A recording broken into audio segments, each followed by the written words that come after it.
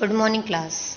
So today we are going to study the poem which name is vocation. Vocation मतलब होता है उद्योग, व्यापार, धंधा.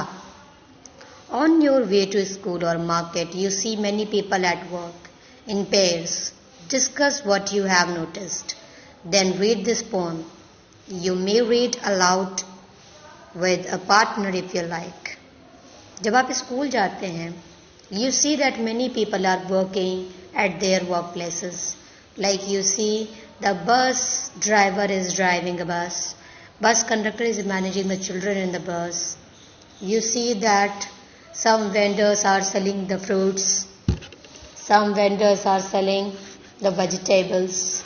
You see that some of the office workers are returning from their night shift. You see that the watchman is opening the gates of the different institutions. You see that teachers are coming to the school. You see that the sweepers are sweeping the roads and other workers are working their own. So by this way you can see that every vocation is different and every vocation is important also. So in this one you see that there is a child, there's a student who see all of them and decide and wish that he could be that one. वो चाहता है कि काश वो उन जैसा होता, अगर वो उन जैसा होता तो वो क्या करता. ठीक है. So first start with the text. When the gong sounds 10 in the morning and I walk to school by our lane. जैसे ही घड़ी का घंटा, गोंग मतलब घड़ी का पेंडुलम, 10 बजाता है मॉर्निंग में, मैं स्कूल की ओर जाता हूँ. Every day I meet the hawker crying. मैं रोज एक हॉकर को चिल्लाते हुए पाता हूँ. बैंगल्स, क्रिस्टल बैंगल्स, वो चिल्लाता है, वो चूड़ियाँ बेचता हुआ रोज जाता है और क्या करता है, कहते हुए जाता है, चूड़ियाँ, चमकीली चूड़ियाँ. There is nothing to hurry him on. उसे कहीं जाने की कोई जल्दी नहीं है. There is no road he must take. कोई ऐसी रोड नहीं है जहां उसे जाना है, जरूरी है. No place he must go to. ऐसी कोई जगह नहीं है जहां उसे जाना जरूरी है. And no time when he must come home. और उसे किसी टाइम पर कहीं पर पहुंचना ये भी जरूरी नहीं है. मतलब ना ही उसे जाने की जल्दी है, ना ही उसे किसी रोड को लेने की जरूरत है, ना ही उसे किसी स्थान पर, किसी सर्टेन प्लेस पर जाने की जरूरत है. It means nobody can stop him. Nobody can stop him. I wish I were a hawker. Student कहता है कि काश मैं एक हॉकर होता तो मैं अपना दिन पूरा रोड पर बिताता. क्या करते हुए, चिल्लाते हुए.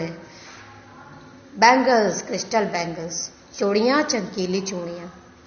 When at 4 in the afternoon, जब मैं शाम को, I come back from the school, जब मैं स्कूल से वापस आता हूँ, I can see through the gate of that house the gardener digging the ground. मैं देखता हूँ कि गार्डनर जो है वो क्या कर रहा है, जमीन को खोद रहा है मतलब गोड़ रहा है. गोड़ना जानते होगे आप लोग, हल्की हल्की परत को उखाड़ देते हैं ना, जो ऊपरी परत होते हैं उसको हल्का हल्का उखाड़ देते हैं जिससे मिट्टी और ज़्यादा उपजाऊ हो जाती है, टू मेक इट फर्टिलाइज्ड. सो मैं देख सकता हूँ उस घर में, कोई घर होगा उसके आसपास जो उसके रास्ते में, through the passing he generally go through the house. तो वो देखता है कि वहाँ एक माली है जो हमेशा गोड़ता हुआ रहता है, मतलब वो गार्डन को हमेशा गोड़ता रहता है. He does what he likes with his spade. उसे वो जो करना चाहता है वो अपनी खुरपी से वही करता है. He soils his cloth with dust. वो अपने कपड़ों को गंदा भी कर देता है. Nobody takes him to the task. कोई भी उसको सजा नहीं देता. If he gets baked in the sun और गेट्स वेट. कोई भी उससे डांटता नहीं है, कोई भी उसे डांटता नहीं है कि चाहे उसके कपड़े धूप में सूख जाए या गीले हो जाए, उसको इस बात से कोई फर्क नहीं पड़ता है.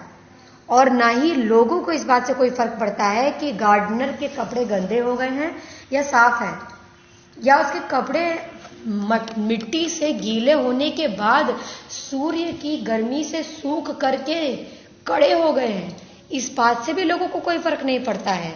लेकिन अगर स्टूडेंट यही काम करेगा तो उसके मम्मी, उसके पापा, सब लोग उसे क्या करेंगे, डांटेंगे। तो इसलिए स्टूडेंट क्या चाहता है, फ्रीडम चाहता है, क्या करने की, कुछ भी करने की, मतलब ग्राउंड को खोदने की फ्रीडम चाहता है। If I wish I were a gardener digging away at the garden with nobody to stop me from digging. काश मैं एक माली होता तो मैं खूब सारी धरती खोद देता और मुझे कोई कुछ ना बोलता। Just as it gets dark in the evening, my mother sends me to the bed.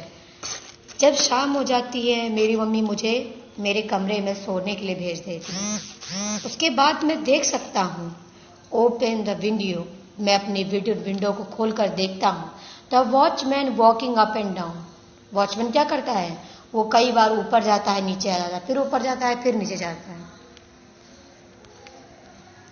The lane is dark and lonely, वो लेन कैसी है, बिल्कुल अंधेरी है, लेकिन वो तब भी फटाफट वहां पर क्या करता रहता है, रेकी करता रहता है। कौन करता है, वॉचमैन। वॉचमैन रेकी क्यों करता है, ताकि कोई भी चोर उचक्का किसी के घर में डाका या चोरी ना करे। And the street lamp stands like a giant, और जो स्ट्रीट लैम्प है वो पूरी रात खड़ी रहती है। And with a one red I in its head, उसके सर पर खड़ी रहती है। कौन खड़ी रहती है, द वॉचमैन के सर पर, वॉचमैन के सर पर।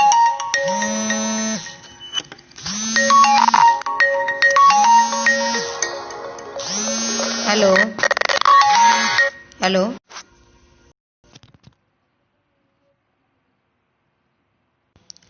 रास्ता सुनसान है।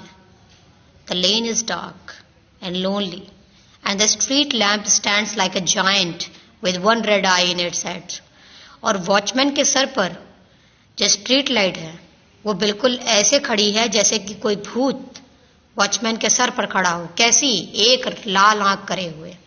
The watchman swings his lantern, watchman अपने लैंटर्न को झुलाते झुलाते इधर से उधर चलते हुए क्या कर रहा है, चक्कर लगा रहा है।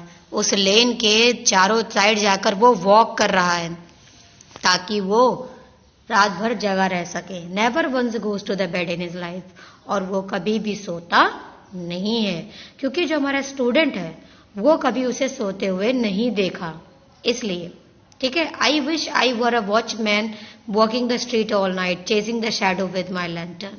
काश कि मैं एक वॉचमैन होता तो मैं स्ट्रीट पर पूरी रात खेलता रहता, नाचता रहता, chasing the shadow with my lantern, और मैं shadow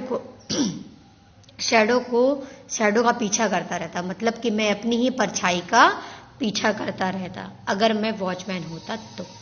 So for the whole poem that has been written by Rabindranath Tagore was the person who wrote Gitanjali, and for that book he got Nobel Prize in 1913 for literature.